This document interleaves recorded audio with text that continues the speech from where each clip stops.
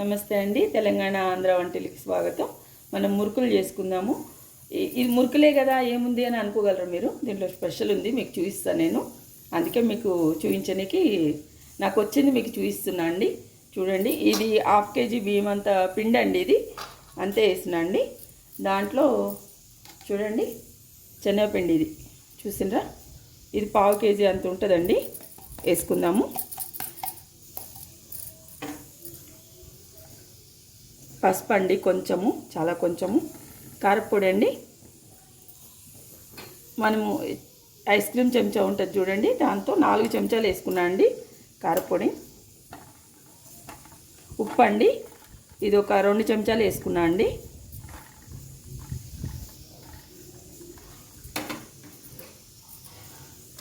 వామ్ అండి వేయండి, బాగుంటుంది వామ్ వేస్తే.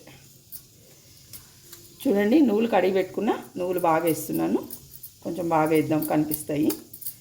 ఇప్పుడు మీకు స్పెషల్ అన్నా కదా, చూపిస్తా చూడండి. ఇగో అల్లం వెల్లిగడ్డ వేస్తున్నా అండి, కొంచెం అంతా, 1 చెంచా అంత అండి. ఇది ఎర్రపప్పు పెసరపప్పు చేసిన పిండి అండి. ఇది అది దీంట్లో వేస్తున్నా, చూసిండండి. ఇది చాయ్ గ్లాస్ అండి, చాయ్ గ్లాస్ అంతా పెసరపప్పు. ఇదే చాయ్ గ్లాస్తో ఎర్రపప్పు అండి, మనం కూర చేసుకుంటాం చూడండి.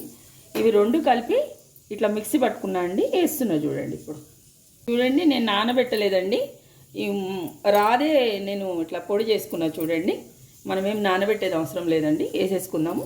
2 గ్లాసులు అండి దీంతో, 1 ఎర్రపప్పు 1 పెసరపప్పు అండి. చాయ్ గ్లాసులు అండి ఇవి, వేసేద్దామండి. ఇదే స్పెషల్ అండి.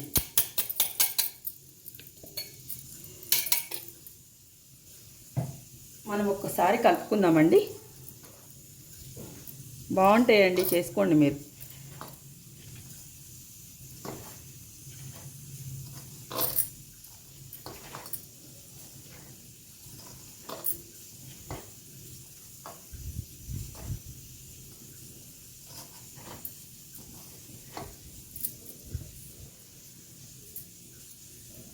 కొంచెం అంతా ఇంగు వేసుకుందామండి. కొంచెం వేస్తున్నా అండి, చాలా కొంచెము.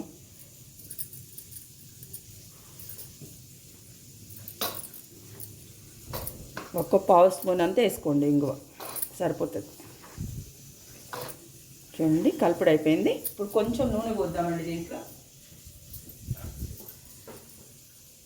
ఇది కాసిన నూనె అండి, కొంచెం వేడి చేసుకున్నా నేను, పోస్తున్నా. ఒక 2-3 చెంచాలు వేయండి. పెద్ద గరిటె అండి, మనం చారు పోసుకుంటాం కదా, పప్పుచారు, ఆ గరిటె. చూడండి, పోసేస్తున్నా నేను.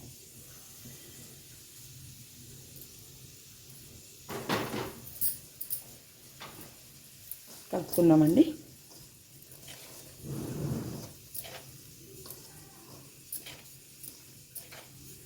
చూడండి, కొన్ని వాటర్ పోసుకొని కలుపుకుందామండి.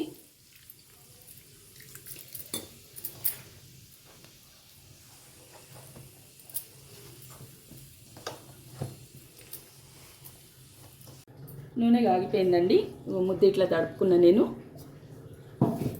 చూడండి, దీంట్లో పెట్టుకున్నా నేను మురుకులు గొట్టంలో. ఇప్పుడు మనము వేసుకుందామండి. నూనె అయితే కాగింది మంచిగా.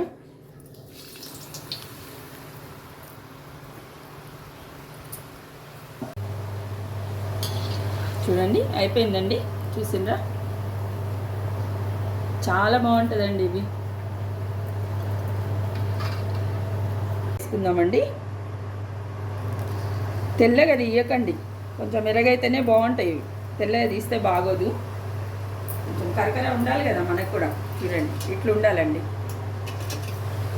నేను ఇంకోటి వేసిన నేను.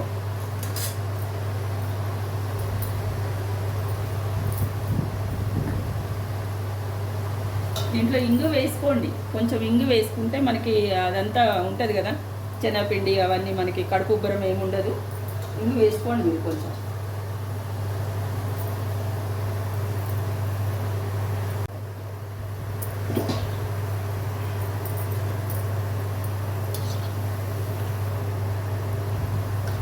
వేసినప్పుడు మనము నూనె కాగి ఉండాలండి, మీడియం సైజులో పెట్టుకోండి. వేసినాక కొంచెం హైలో పెట్టుకోండి, ఎందుకంటే హైలోనే పెట్టుకొని వేసినాం అనుకోండి మాడిపోతుంది.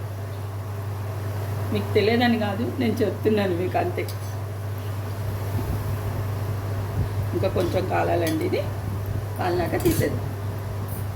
అయిపోయినాయి. మనం దీంతో ఇదే పిండితోటి దీంతో కూడా వేసుకుందామండి, బాగుంటుంది. ఇది కూడా వేరే టేస్ట్ వస్తుంది అప్పుడు, అదే పిండి కానీ వేరే వస్తుంది రుచి. చూడండి వేసుకుందాం రిబ్బన్ లాగా, బాగుంటాయండి పిల్లలకు కూడా ఇవి.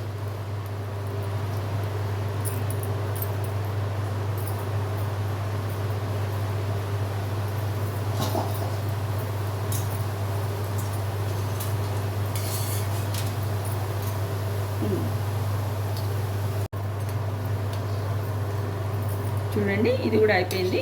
మనం మురుకులు ఒత్తుకుంటాం కదా, అవి జల్దీ అయిపోతుందండి. ఇది కొంచెం మనం రిబ్బన్ లాగా ఒత్తుతాం కదా, కొంచెం లేట్ అవుతుందండి. దీనికి ఒక 5 నిమిషాలు అట్లా వేగడం ఎక్కువ పడుతుంది, అంతే అండి. చూసిందా, అదే సేమ్ పిండి చూడండి, సేమ్ పిండితో చేసిన నేను. మళ్ళీ ఇంకోటి వచ్చి చూపిస్తాను మీకు నేను.